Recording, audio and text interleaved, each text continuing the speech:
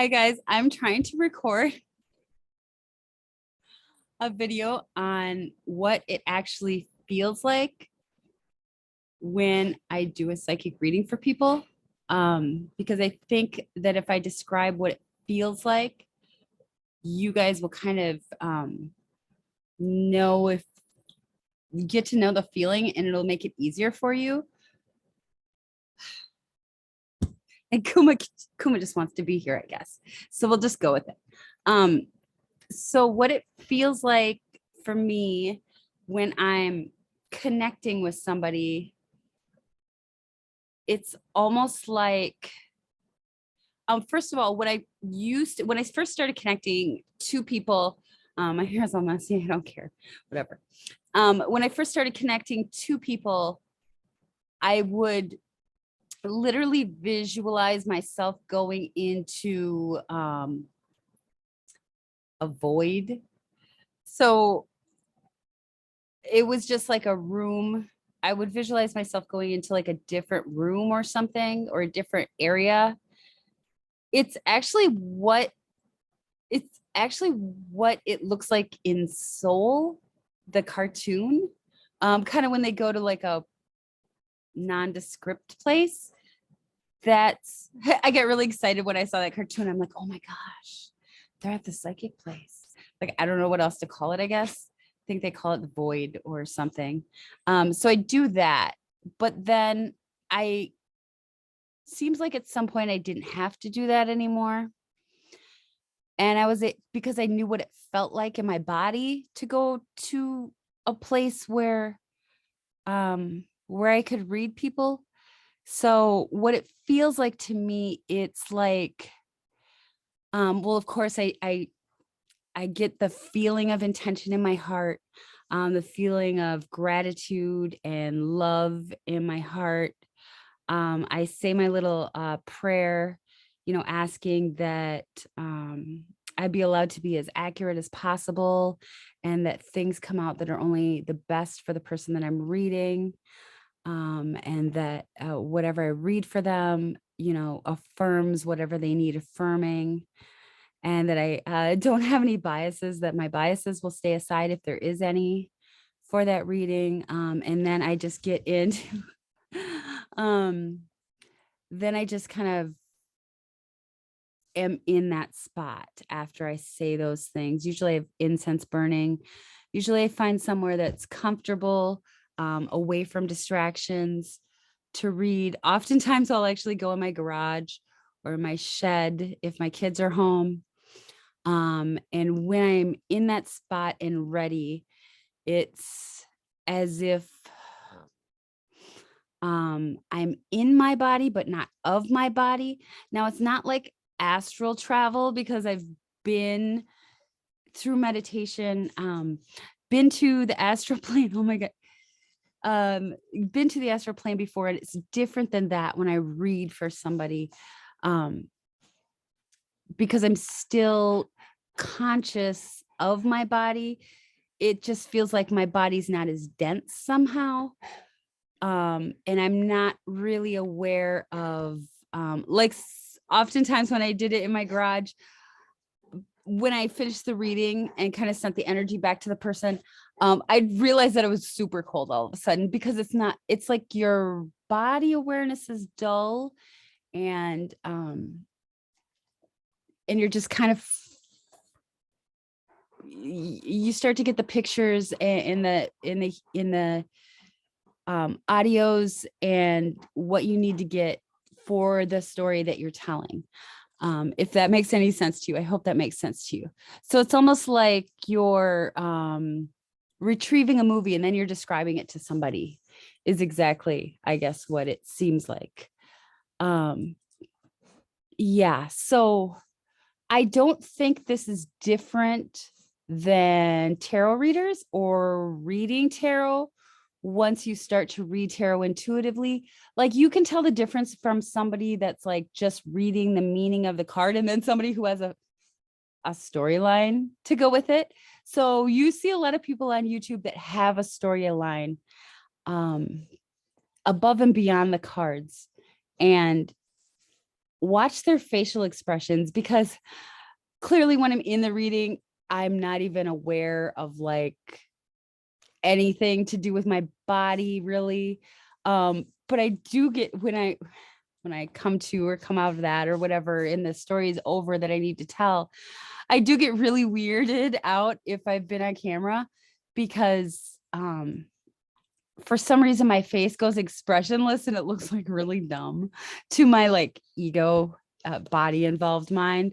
So you can watch tarot readers too, and they'll like look to the side or look down, or like it almost seems like they're paying attention to something else.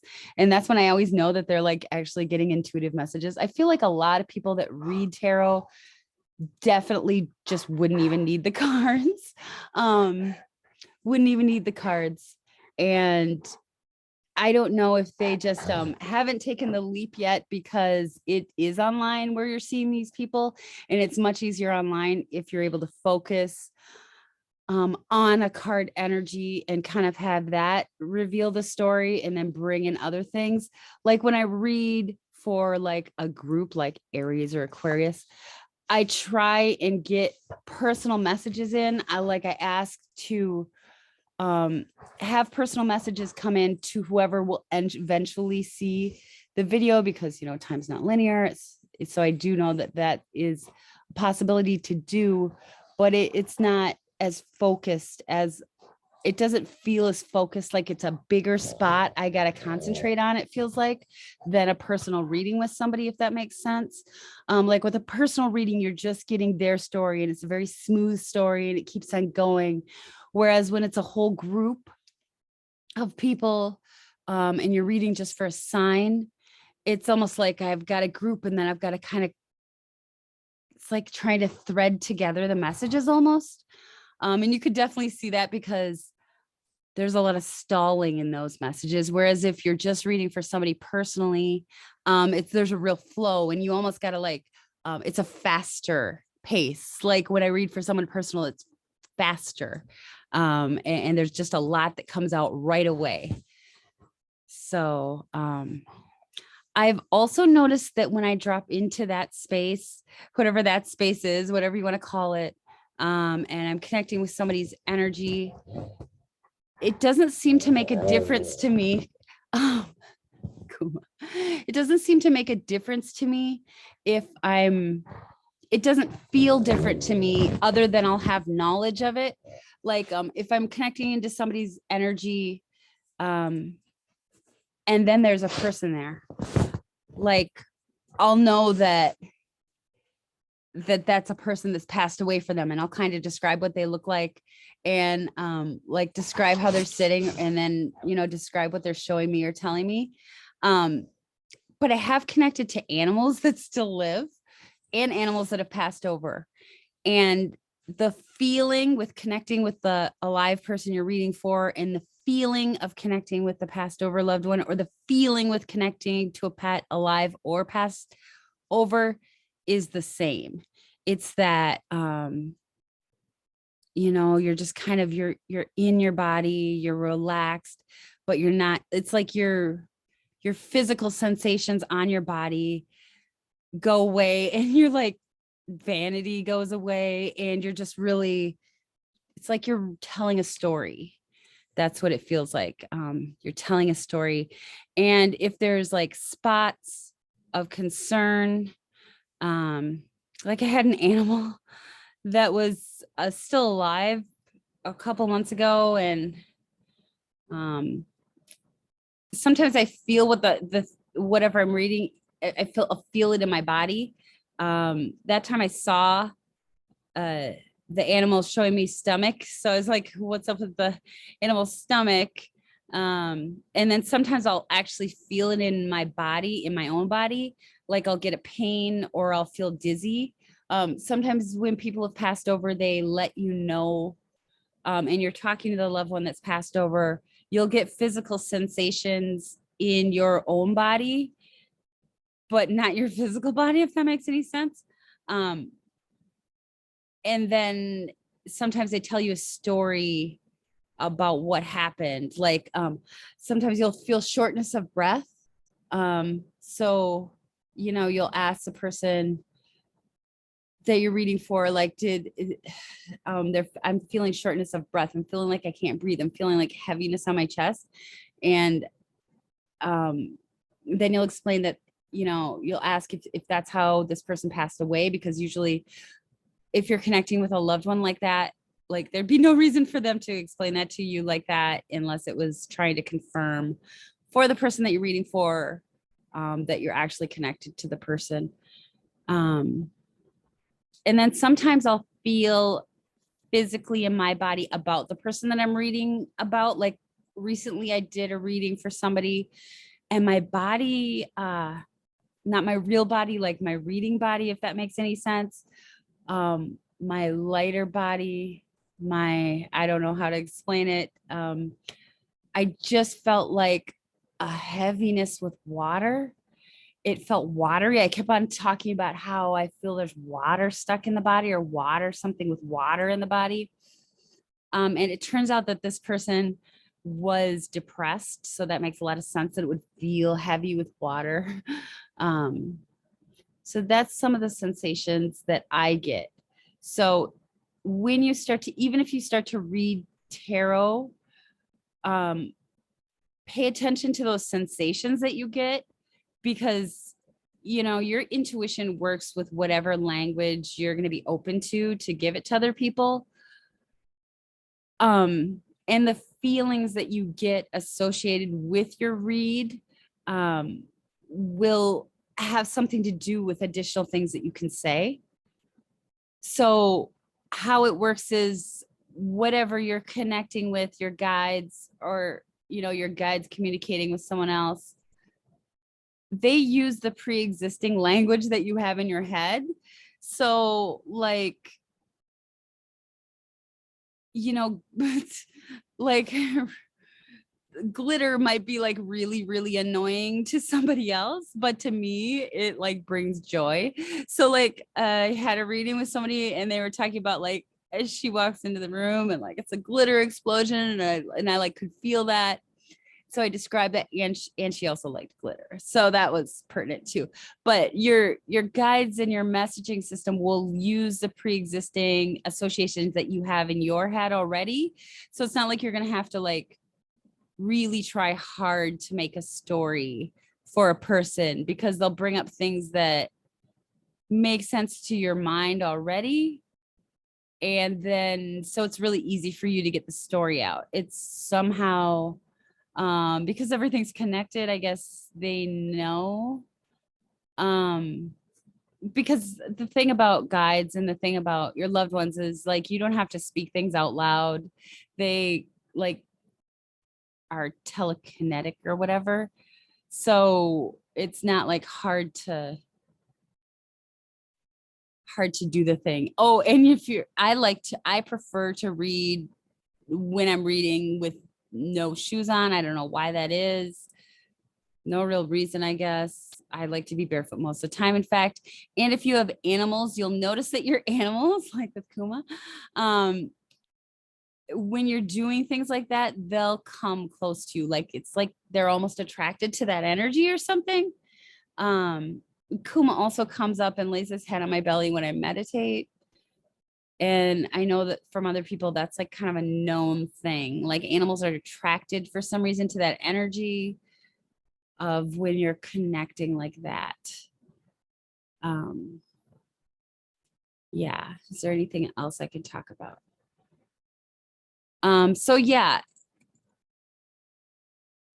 tarot readers, like it doesn't matter how you're connecting in the same way. And it's like a flow. It's like an easiness. Like if you just get used to saying what comes to your head when you're reading, even if you're just reading tarot and something comes to your head, like say what comes to your head, because you're already in that spot. If you notice when people read tarot, you really get drawn into the cards. If you're an intuitive reader, it's like you get drawn into the cards and you see different things every time you read a card. When that starts to happen for you, when like little things show up, like, oh, and you think in your mind, I haven't noticed this before, that's important. Like go with that. That's the feeling that you get. when you start to establish yourself with using your intuition.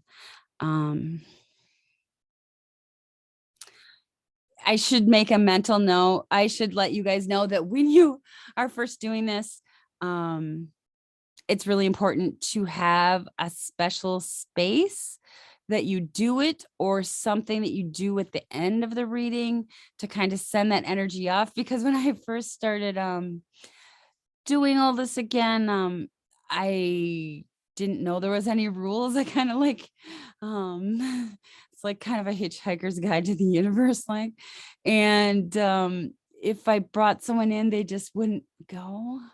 Like, I didn't know that, like, I had to establish rules, like, okay, I'm only going to read for people like when I sit down and I do these certain things, and then I'm going to send the energy back to the person.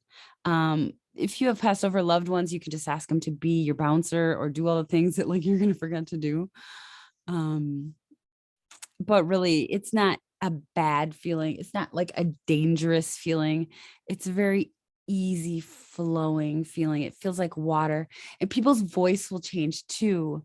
I know, like, there's channelers and their voices totally change. Candace Parisi's voice gets softer when she's doing it. And my voice, at the beginning, it seems like it's just really fast, and there's not like pauses in between it, because I'm just getting, in the beginning of a reading, there's just all these images, and I need to make sure that like I stay like up to what I'm seeing, because oftentimes like people have waited a long time to get across to their loved one. So, but then if they're talking about something personal or something painful, like my voice does get really quiet, it seems like, in the reading. Um, yeah.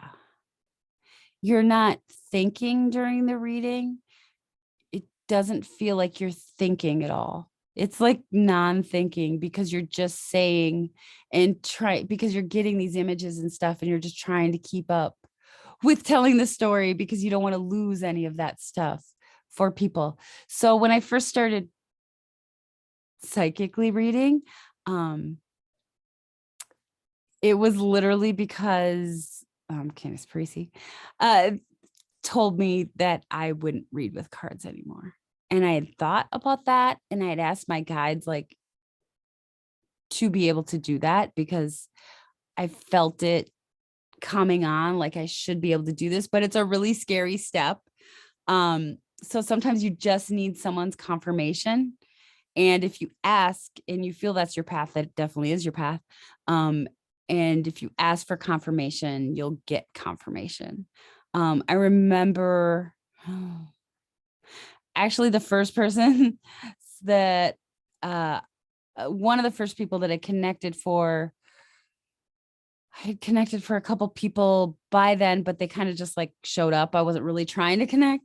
And once people show up, if you're new at it, like, you gotta get, it's like you're forced to give that message. You'll be put in a safe situation where it's safe to give that message. Your guys will make sure of that, but it's like you're forced to give the message, otherwise it won't get out of your head. And then I was like kind of confused. I'm like, well, okay, well, I'm supposed to do this, like, make these situations show up, because I was just like, I not really understanding it, like, really.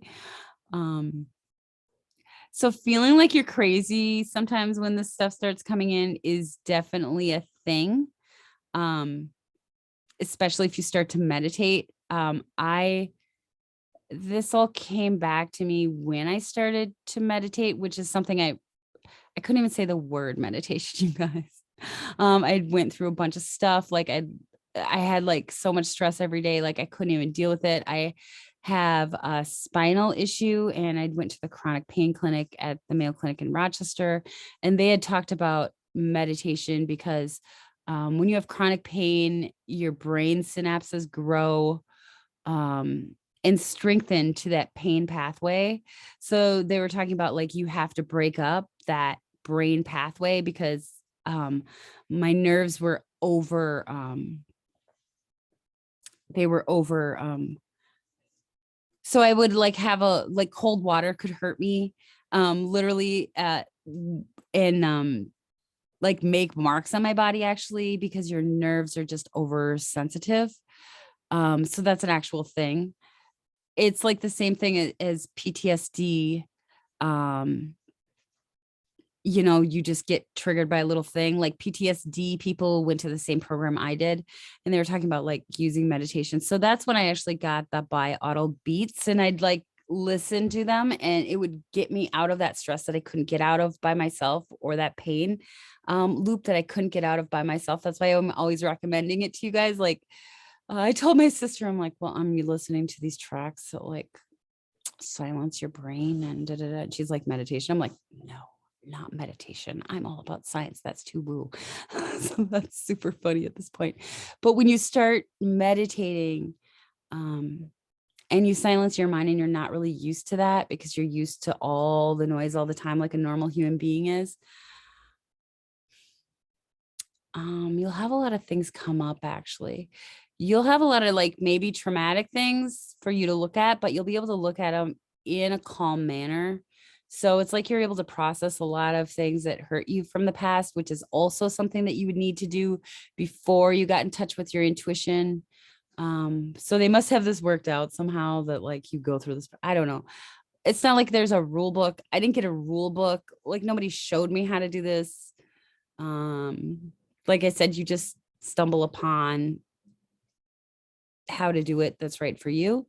Anyway, then after I let go, or mm, was able to like not have pain or blame around the trauma, like when the trauma became carbon neutral, I guess, then that's when I started getting all the crazy messages and all like the pictures popping up. And I'm not kidding, y'all. You kind of feel like you're crazy.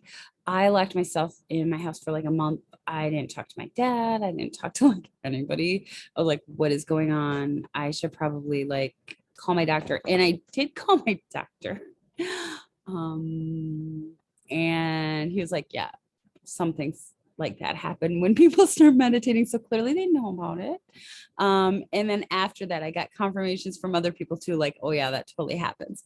So don't be afraid if you get really like start getting messages and stuff.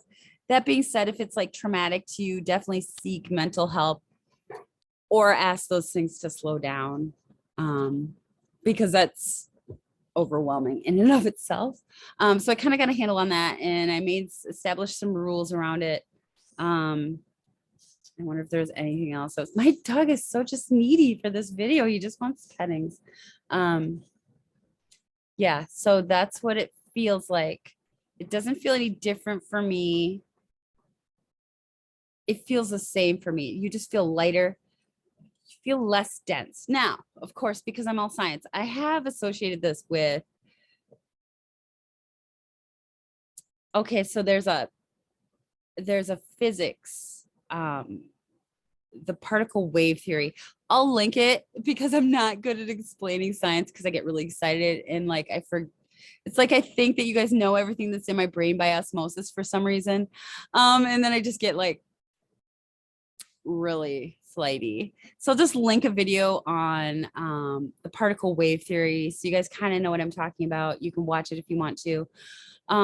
But because I'm not really focusing on anything when I get into the reading, it just feels like I'm open.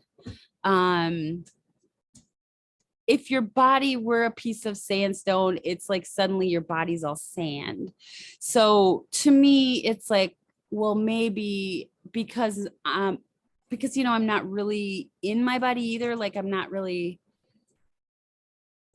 able to discern like temperatures and stuff when I'm in a reading. I'm like, maybe my body's going into waves, and then maybe that's how I'm getting the messages, because everything essentially is just energy and everything's just a wave. I mean, but ultimately it doesn't matter to me why it works. But my brain does like to kind of that kind of had a spark. So there's something to do with that as to why people can do it. And it also has to do with time not being linear, because it feels like I'm not really I mean, sometimes in the readings, I'll see something that's far away, which tells me that this is in the future for the person or something like that. But everything that I'm getting is like where I am right now. It's like in my immediate attention. So I think that has something to do with time not being linear.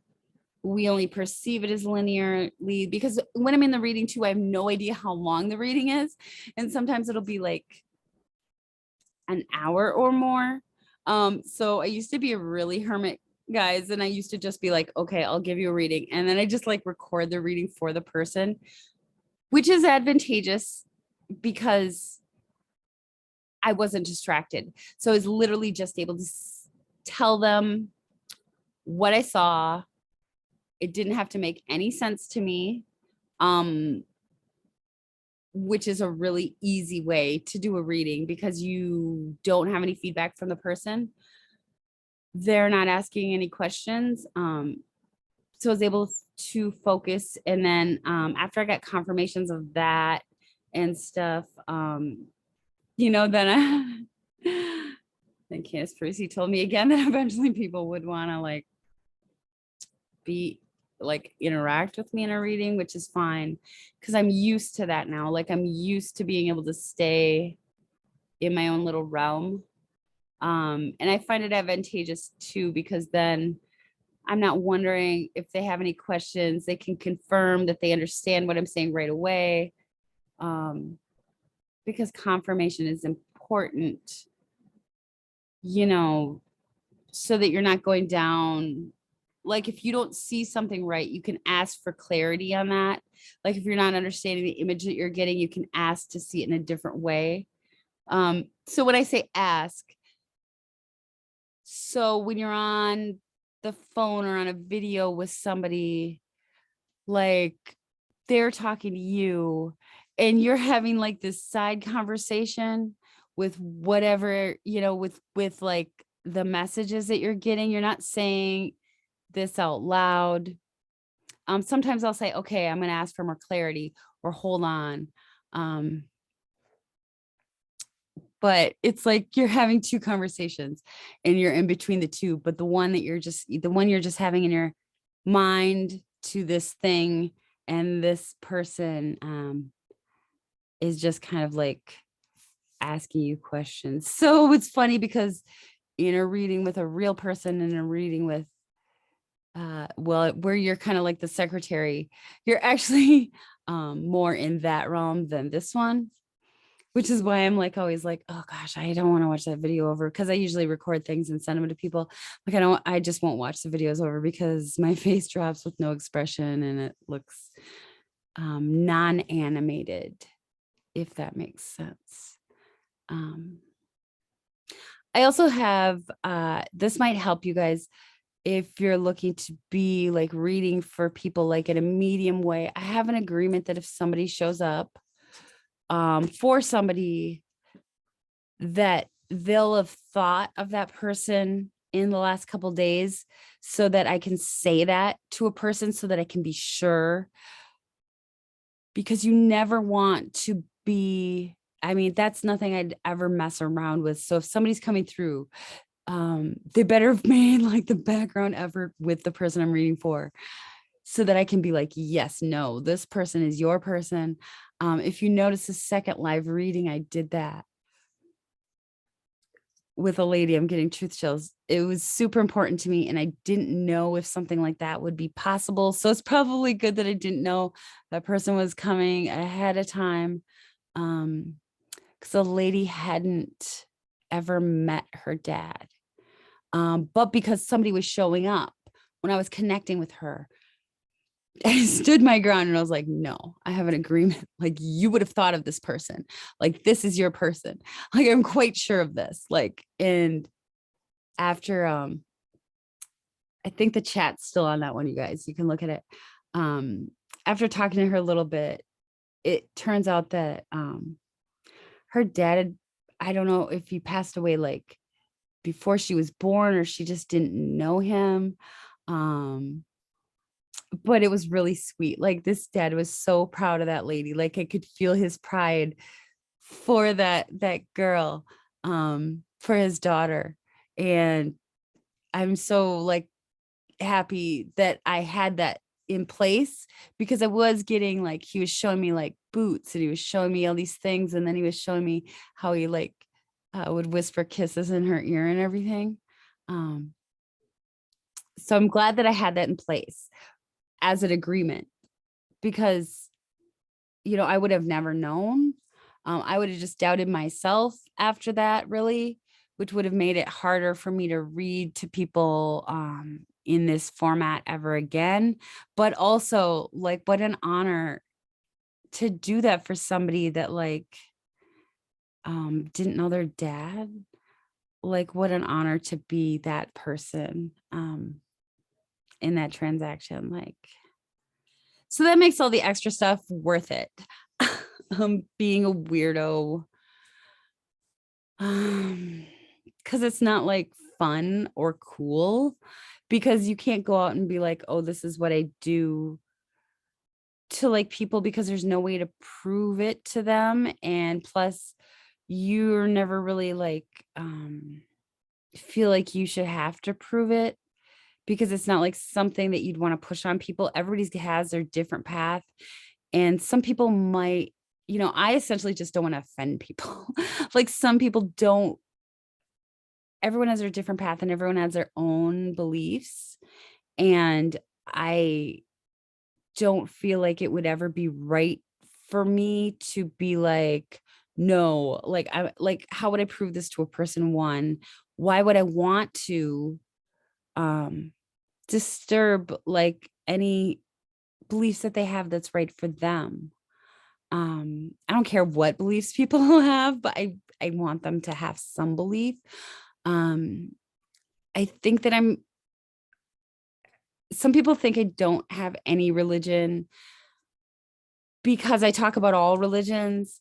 But that is not really the case at all. Like Jesus rules the heart. Like I'm talking to him all the time. He I'll save that for a different video, my weird Jesus things. Like I got some weird experiences that are like amazing. But so yeah, he's definitely a part of my life. But also like when I was a really, really small kid, um, I just knew somehow like 5 or 6, and I was raised Catholic. I knew somehow and I actually said at in front of the priest at our Catholic church that God comes to people in a face they understand. Like I'm not saying that went over well, but like it's things like that that make it me feel okay with understanding that like it's the same God for everybody. They just see them in a way that resonates with their soul for whatever reason. Like I don't really get into the details. It's just for some reason important for me to feel like that. So, and plus like all the religions are super interesting and they essentially say the same thing if you read the whole thing. It's essentially the same energy. Now, that being said, there's humans around it. So there's like, you know, there's books of the Bible that are left out. And I know all the history of that. I love reading the banned Bible books. Like I really do. But I don't give them any more like weight than any of the other ones. But anyway, I think that's all I had to say. There's something pertinent to this recording that I'm going to link to because so it was in the middle of January and I don't know what I was doing, but I heard it like on some program that was just playing in the background. And okay, so this is how I'm going to let you guys know what's important to me. First of all, this is what, if I were to tell somebody what they had to do to be psychic, this is what I would tell them. You have to know how to clear your mind. You have to get into a relaxing, like sacred type space, a place you feel truly comfortable in, and you won't have to worry about any outside distractions. You have to, it's easier not to know anything about the person that you're reading for because you don't want to have any emotions involved in the result. And you don't want to have any pre-existing picture in your head that would kind of bias you and lead you down a story that is not the story. So it's easier to read for a stranger, easier when you have no information. And also, you can't care about being accurate, like, because that's an ego thing. And if you're in your ego, that is what makes the monkey mind, the ego thing, the being afraid to be wrong, the being afraid to be how you're seen is what cuts people off from their intuition. So that's what I would tell people. So I heard something in the background, like just in the middle of January, that was like, what? Um, because I was in the background, something was playing. I don't even remember what was playing, but they were talking about like, blah, blah, blah, government conspiracy, blah, blah, blah. And it was talking about remote viewing. And someone was going over like what the government would train people to do if they were going to be remote viewers. And they were like, they wouldn't know anything about the target. They couldn't care about the outcome. They had to be in a comfortable space. And I was like, wow, like what? And then I was like, what? Because my dad really liked conspiracies and aliens and stuff. But I don't put that much like credence in like government stuff at all. Like I don't really even think about it because I mean, we all know there's aliens. I was overjoyed because they released the papers on having an alien ship on my dad's like funeral day. So it's like, yeah, dad, like you got your confirmation. Like this is awesome. That's the only reason I remember it. So it was like September 11th, 2020. And I thought that was just like perfect and beautiful. But I'd never really paid much attention to this remote viewing thing because who even knows when it's like government stuff. But then the person's like, yeah, and they have the CIA released all the paperwork and the manual on how to do it. And I was like, what? And the only reason it sparked my interest is because it was like essentially saying what I had learned by myself to be like. And I was like, oh my gosh, am I just a remote viewer? Like, I'm like, what even is a remote viewer? So I went down this big rabbit hole of reading all the CIA paperwork that's actually on the CIA.gov website. Like, I'm going to do a video and I'll go down the rabbit hole and I'm going to show you like what sparked things to me, considering I already do this. And I was like, oh my gosh, our government actually had psychics. I mean, not that I doubted that because it's our government. Like they never tell us anything, but I'm like, they're doing the same thing I do. Like this actually happened. This isn't just like weird stuff, but also our government had psychics. And yeah, I'll do another video on that. So that's the only reason. That's why I don't like labels. But I really had to go down a rabbit hole of like, am I just remote viewing things? What even is remote viewing? Like, am I not connecting? I didn't think I wasn't connecting because I got enough stuff from the past over loved ones that I was like, oh, yeah, I don't think you can remote view things like that. But I think it's the same thing, you guys. I don't think there's a difference between what they do with remote viewing because I tried remote viewing after I even read like, I don't know, a couple pages of this. I'm like, okay, this is like the same thing I do. Maybe I can remote view. And I did, and I'll show you the papers, the what I drew when I do that video. But somehow this all these things are connected. Like I said, like talking to a live cat is no different than like a passed over animal. The feeling is the same. So I think when you connect to like the everything or the void or the, like, I think that's where you get all this information. I don't think there's a difference between, that's why I don't really use labels like medium or psychic, or, you know, I really don't like labels like telekinesis or the clairs, like clairvoyant, clairaudient, I mean, all those, because now especially the only thing that the government paperwork confirmed for me is that somehow all these things are the same. They're the same lump of things and you feel the same when you do them. So somehow you must be connecting the same when you do them. So, but I spent like 2 weeks reading all this government paperwork. It was kind of fun. I'll do a video on it. You can literally look up remote viewing on the CIA.gov website, and you can read all about it too. Now, I will say the manual that teaches you how, I think like you could do that stuff by yourself. It's almost like they made it too complicated or something, too convoluted. Like there's too many rules in that, it seems like, because I'm like, I didn't use all the rules. Like I was able to just sit down and do it, just thinking of a spot. So that might be purposeful. So be aware of that. To me, it seems a lot easier than how they described it. And even they describe it easy. They're like, anyone can do this.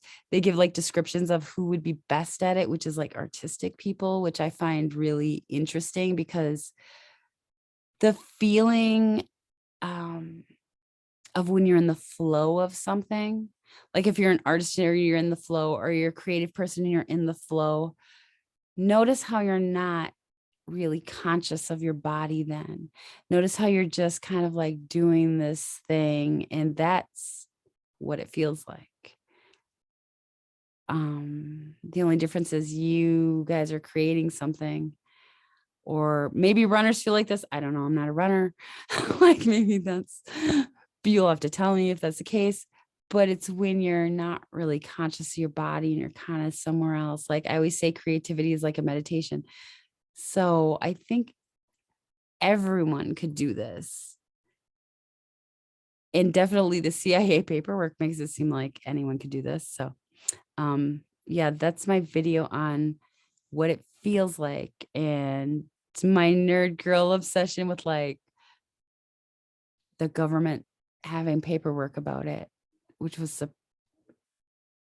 I don't know if it was, it was surprising to me just how detailed it was and how it was the same as what I did. Because you would think remote viewers, I don't know, they just seemed like more technical, or like if there were remote viewers, it seems like it would be harder, but I guess it makes sense if if it's all associated with the same place or the same thing that you do.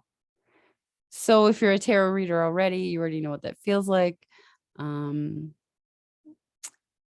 If you're a creative, you already know what that feels like. If you've ever done something where you're just like into the stuff, like musicians, I'd imagine would feel the same way. Even listening to music kind of takes you out of your body. So that's the feeling. You already know this feeling. So yeah, you're already psychic. You just have to like, I guess, want to be.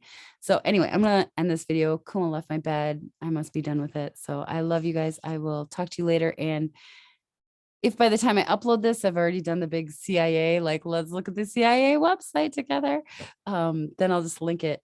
I think it'll be on this side, the CIA video, the big remote viewing. Let's all be remote viewers. Cute. All right. I love you guys.